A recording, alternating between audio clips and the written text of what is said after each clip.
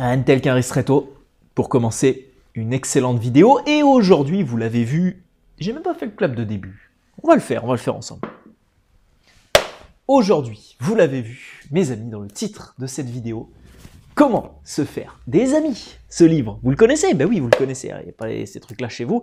Vous êtes peut-être la nouvelle édition. Et j'ai déjà fait un résumé sur YouTube, vous vous souvenez pas? Enfin, je fais ça parce qu'à l'époque, c'est pas j'en ai marre, hein, c'est... Eh oui, vous vous en souvenez, pour les plus anciens sur cette chaîne YouTube. Alors là, il faudrait que vous soyez dans les 50-100 premiers quand même, hein, parce que cette vidéo, ça a été une des premières sorties, parce que ce livre, ça a été un des premiers que j'ai lu, forcément, et un des tout premiers que j'ai résumé sur ma chaîne YouTube. Vous l'avez lu, c'est sûr, à 100%. Si vous ne l'avez pas lu, bah, lisez-le forcément. Mais moi, je l'ai relu, ce livre. Et au sein de cette vidéo, j'aimerais vous donner alors 2 pépites à la fin de la vidéo. 2 pépites que j'ai retrouvées dans cet ouvrage et que je vais m'efforcer d'appliquer en 2025 parce que là, ces conseils-là, je les ai laissés passer. Je les ai un peu oubliés. On connaît tous les conseils un peu simples qu'il y a dedans, s'intéresser aux autres, etc. Mais les 2 conseils que je vais vous donner à la fin de cette vidéo, croyez-moi, ils vont faire la différence. Mais j'aimerais commencer cette vidéo par pas un résumé de ce livre. Je vais le poser là. Je ne peux pas le poser derrière. J'ai pas encore le trapèze assez épais pour le poser directement dessus. On n'a pas encore commencé les cures de stéroïdes. Ça ne saurait tarder, mais on va se calmer. On va y aller doucement. Il nous reste encore de bonnes années à vivre. Donc, cet ouvrage, Comment se faire des amis, de Dale Carnegie. J'aimerais vous donner 2 remarques que j'ai sur cet ouvrage et j'aimerais vous les partager avant de vous donner les 2 pépites. La première remarque, et ça va aller en controverse de tout ce qui a pu être dit sur cet ouvrage sur Internet, mais sincèrement, après l'avoir relu, je vous invite à le relire d'ailleurs, les conseils ne sont pas un peu simples finalement. Quand l'auteur nous recommande de s'intéresser fondamentalement aux autres, souriez pourrait avoir l'air un petit peu plus sympathique. Moi, je vais être franc avec vous, ça fait 7 ans maintenant que je fais des vidéos sur YouTube, ça fait 7 ans que je donne des conseils sur la communication et j'en ai un peu marre de toutes ces personnes que je vois sur Internet donner des conseils beaucoup trop simples. Se tenir droit, sourire, s'intéresser aux autres, parler plus lentement. Tous ces conseils-là, franchement, sont applicables, mais regardez par exemple les speeches publicitaires. Vous arrivez quand même à retenir le message, et pourtant la personne elle débite énormément et elle vous donne 50 000 astuces à la minute parce qu'elle n'a pas le temps, hein, toutes ces pubs qu'on voit fleurir sur Internet. Ah oui, mais c'est de la communication qui est adaptée au format. Donc tous les conseils qui sont basés sur oui, il faut toujours sourire, etc. Si vous voulez donner un ton dramatique à une vidéo ou à une présentation, il ne s'agira pas de sourire, il s'agira d'être extrêmement sérieux. Donc la première remarque que j'ai à vous faire sur cet ouvrage, c'est que ne vous fiez pas et ne vous laissez pas bercer d'illusions sur Internet ou dans ce livre par les conseils trop simplistes. Bien sûr, ça c'est des conseils qui sont utiles, efficients, mais que je trouve légèrement trop simpliste, et je tenais à le souligner. Le deuxième problème de cet ouvrage, je vais vous le remontrer quand même, hein, le deuxième problème qu'il y a dans cet ouvrage, ça reste quand même la partie professionnelle. Parce que je trouve qu'aujourd'hui, on est dans une époque où la carrière professionnelle est extrêmement mise en avant.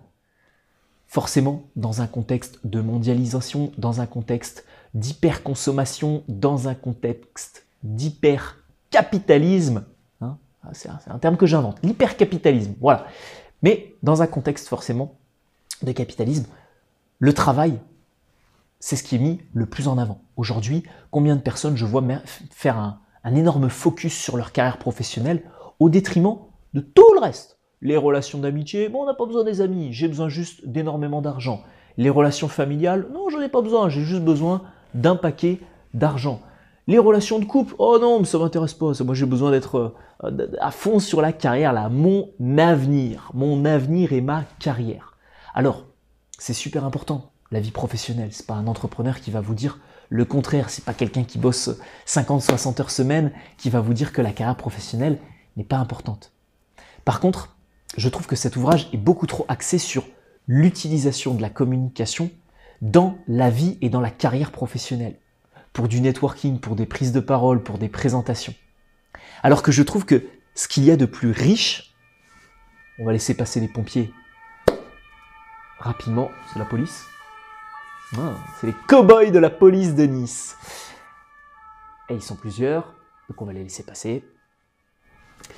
Mais je trouve que dans cet ouvrage, la carrière professionnelle, la communication professionnelle est beaucoup trop mise en avant au détriment de tous les conseils sur la carrière et sur la communication personnelle. Et je vous invite à me dire dans les commentaires si tous les conseils, si ça fait des années que vous suivez cette chaîne YouTube, si tous les conseils de cette chaîne YouTube, vous préférez, j'ai pas dit s'ils sont plus utiles, mais j'ai dit ce que vous préférez les utiliser dans votre vie personnelle, pour les échanges en couple, en famille, entre amis, pour créer de vraies connexions, pour vraiment réussir à être à l'aise avec ces personnes-là qui vous sont vraiment proches, ou est-ce vraiment dans un but professionnel pour demander des augmentations, pour démarcher des clients, pour améliorer votre communication avec vos collègues de travail et renforcer vos liens professionnels et peut-être avoir une communication motivationnelle ou opérationnelle au travail plus efficiente. Dites-le moi vraiment dans les commentaires, ça m'intéresse de savoir parce que à titre personnel, je trouve que tous les efforts que j'ai pu faire dans ma communication, sur ma sociabilité, sur mon charisme, sur mon éloquence, sur ma prosodie, sur ma diction, c'est bien sûr ultra puissant dans ma vie pro. Mais je trouve que le plus beau reste quand même dans ma vie personnelle. Où en fait, quand j'ai vraiment quelque chose à partager avec quelqu'un, j'arrive à le partager. Le plus beau, c'est pas de reconnaître que un client a tel ou tel problème ou un collègue de travail a tel ou tel souci grâce à son intelligence émotionnelle. C'est de savoir que la personne avec qui vous partagez votre vie, votre femme, votre mari, a telle problématique et que grâce à votre intelligence émotionnelle, vous arrivez à le détecter avant même que lui ait besoin ou elle ait besoin de le formuler. Et ça, je trouve ça beaucoup plus beau que simplement savoir reconnaître une problématique chez un prospect ou un client. Donc, petit bémol sur cet ouvrage, 1, le côté un peu simpliste, 2, le côté trop professionnel. Maintenant, vous attendez, je vous le remontre, moi je vais vous le remonter tout au long de la vidéo. Les pépites, les secrets qu'il y a dans cet ouvrage. Alors, c'est mon édition. Donc les pages que je vais vous donner sont des pages approximatives, mais j'ai remarqué, j'ai noté page 138, 140 aux alentours de cette page-là. Il y a un conseil ultra puissant que j'ai laissé passer pendant des années, mais maintenant c'est terminé. Je vais m'astreindre à l'appliquer en permanence. Admettre ses torts ultra rapidement. C'est contre-intuitif. Pourtant, ça vous permet de vous sortir de n'importe quelle situation très rapidement sans perdre la face. Admettons, quel tort j'ai pu avoir sur ma chaîne YouTube. Quelqu'un me corrige dans les commentaires de cette vidéo et me dit « William, il y a cette vidéo là en septembre 2021, tu as sorti cette vidéo, tu as dit ce conseil là dedans et dans telle autre vidéo, tu as dit ça. » Et par exemple, la personne me le dit peut-être pas en commentaire d'une vidéo, mais en face à face. Le premier réflexe que je vais avoir, c'est d'essayer de contre-attaquer. C'est d'essayer de lui dire « Non, mais j'ai pas vraiment dit ça, etc. Oui, non, mais en fait, ce que je voulais dire, c'est que… » Et là, vous allez vous mettre dans la panade. Alors qu'au contraire, si vous appliquez à la lettre le conseil de Dale Carnegie sur admettre ses torts le plus rapidement possible, j'ai changé d'avis. Je me suis trompé. Vous dites ce que vous voulez, mais le plus rapidement possible, sans entrer directement dans un conflit, vous admettez vos torts, la problématique, vous admettez que vous vous êtes trompé, peu importe. Au travail, c'est super important, mais surtout dans votre vie personnelle. Si quelqu'un vous reprend sur quelque chose que vous avez dit, et qu'il est sûr, et qu'il a des preuves, et que vous vous en souvenez, vous admettez vos torts. Parce que bien souvent, ce qui va se passer, c'est que on va essayer d'aller dans l'argumentation. Même si vous avez raison. On va faire un jeu ensemble. Même si vous avez raison. Et que votre interlocuteur s'est trompé en vous faisant une remarque. Comment il va se sentir, lui? Comment il va se sentir après que vous ayez démontré par A plus B que ce que vous avez dit est cohérent et factuel et intéressant, peu importe? Il va se sentir mal. Et c'est pas l'objectif. En fait, cet ouvrage, c'est vraiment l'apologie de réussir socialement à être intelligent, pas d'avoir raison. On n'est pas sur Schopenhauer là. On n'est pas sur l'art d'avoir toujours raison et d'écraser son adversaire en lui montrant par la rhétorique, par l'intelligence émotionnelle, par que sais-je, qu'on a raison. Là, on est sur un ouvrage qui prend soin des autres. Donc même si c'est à votre propre détriment, oui, je me suis trompé, oui, j'admets mes torts, Et comme ça vous permet directement de passer à la suite. Et peut-être même, si on va un tout petit peu plus loin, d'offrir à votre interlocuteur le sentiment et la sensation que lui a raison. Alors là, c'est jackpot. Et deuxième pépite que j'ai retenue de cet ouvrage, c'est le compliment indirect. Alors celui-là, c'est pareil. Je l'avais laissé passer complètement. Il était passé à la trappe, directement hors de mon esprit, mais il est en train de se refaire une place et j'aimerais qu'il se refasse une place au sein de votre esprit. Le compliment indirect est ultra puissant. En fait, vous allez complimenter votre interlocuteur par des bruits de couloir, par des oui-dire, par des choses que vous avez entendues à son égard. Que ce soit vrai ou pas, peu importe. Mais vous allez lui dire, bah écoute, on m'avait grandement vanté les mérites de ton éloquence, mais là je vois que c'est réellement le cas et je suis agréablement surpris de voir que tu t'exprimes extrêmement bien. Et là en fait, c'est pas un compliment que vous allez faire directement. Et si c'est des compliments à mesdames qui ont l'habitude de recevoir beaucoup de compliments sur leur beauté, sur leur élégance, sur peu importe tout et n'importe quoi, là c'est un compliment qui est indirect. Et c'est un compliment qui prend même une autre ampleur parce qu'il y a un côté mystérieux. Qui a vanté les mérites de ma beauté, ou de mon éloquence, ou de ma prestance, ou de ma beauté, ou de ceci, cela, peu importe. Qui a vanté les mérites de mon professionnalisme? Est-ce que c'est une seule personne? Ou est-ce qu'il a entendu ça de la part de plusieurs personnes? Et qui? Qui? On veut vraiment savoir, hein? Qui?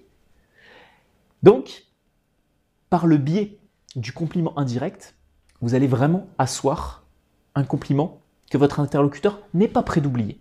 Et ça, c'est le plus intéressant. Parce que combien de fois, quelqu'un qui est beau, on lui a dit « Waouh, t'es beau, t'es magnifique ». Combien de fois, quelqu'un qui s'exprime bien, on lui a dit « Waouh, qu'est-ce que tu t'exprimes bien ».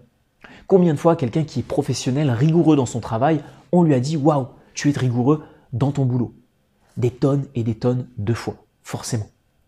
Alors que, en faisant ce compliment indirect, vous allez piquer sa curiosité, vous allez augmenter la valeur de votre propre compliment, parce que c'est aussi vous qui allez le faire d'une certaine manière, mais il va être appuyé par une, voire dans l'esprit de votre interlocuteur, plusieurs personnes. Et là, c'est parfait. Dites-moi ce que vous pensez de ces deux pépites, dites-moi aussi ce que vous pensez des deux premiers constats que j'ai faits sur cet ouvrage, et ça m'intéresse aussi de savoir en commentaire si vous voulez que je réanalyse certains autres ouvrages. Convaincre en moins de 2 minutes, de Nicolas Buschmann. Parler en public, de Dale Carnegie. Découvrir ou connaître le leader qui est en vous, de ce même auteur. Les 48 lois de pouvoir de Robert Greene. La 39e loi de pouvoir, l'art de l'excellence, séduire de Robert Greene. Les 6 stratégies de persuasion, de influence et manipulation. Donc dites-moi ça en commentaire afin que je puisse également vous offrir ces nouveaux résumés de livres en allant chercher des pépites bien précises. Si vous avez aimé cette vidéo, le like, le commentaire pour soutenir et pour développer cette chaîne YouTube, on se retrouve parce que dimanche prochain, vous aurez aussi une nouvelle vidéo. Dimanche prochain, qu'est-ce qu'on va voir ensemble? On va voir... Ah, dimanche prochain, c'est une vidéo intéressante, c'est une vidéo d'entraînement. Il n'y aura que des exercices à faire, notamment pour ceux qui sont socialement encore pas très à l'aise, hein, notamment avec cet élément-là. Je vous laisserai imaginer ce que c'est, mais ce sera une vidéo très intéressante. J'espère qu'elle sera bien référencée sur YouTube parce que beaucoup de personnes me demandent des conseils justement là-dessus. Si vous êtes très à l'aise socialement, il faut quand même s'abonner parce que les dimanches suivants, vous aurez d'autres vidéos. Et puis, si vous voulez d'autres conseils sur l'éloquence, sur comment se faire des amis, comment parler en public, comment être plus convaincant à l'oral, vous avez ma formation gratuite édition 2025 sur le sujet.